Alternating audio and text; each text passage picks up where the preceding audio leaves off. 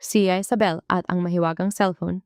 May isang batang babae na ang pangalan ay Isabel. Siya ay 8 taong gulang, masayahin at mahilig maglaro noon sa labas kasama ang kanyang mga kaibigan.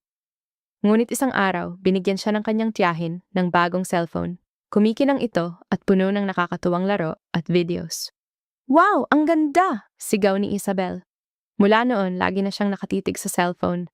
Sa umaga, cellphone. Sa tanghali, cellphone. Bago matulog, cellphone pa rin. Nakalimutan na niyang maglaro sa labas. Habang lumilipas ang mga araw, napansin ni nanay na madalas sumakit ang mata ni Isabel. Anak, magpahinga ka muna, sabi ni nanay. Pero hindi nakinig si Isabel.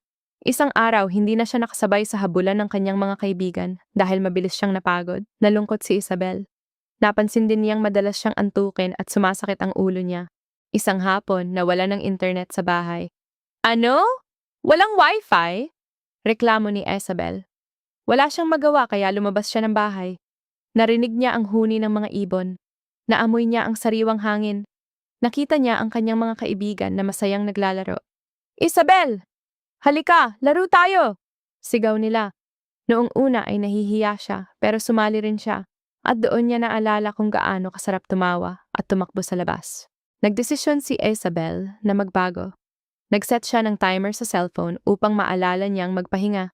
Muli siyang naglaro sa labas, nagbibisikleta, umaakyat sa puno, at naglalaro kasama ang kanilang mga alagang hayop. Natuklasan niya na mas makulay pala ang totoong mundo kaysa sa screen. Malamig ang hangin, masaya ang tawanan, at mas magaan ang kanyang pakiramdam. Hindi naman tuluyang iniwan ni Isabel ang cellphone. Ginamit niya ito para manood ng educational videos, tumawag sa pamilya, at matuto ng bagong bagay.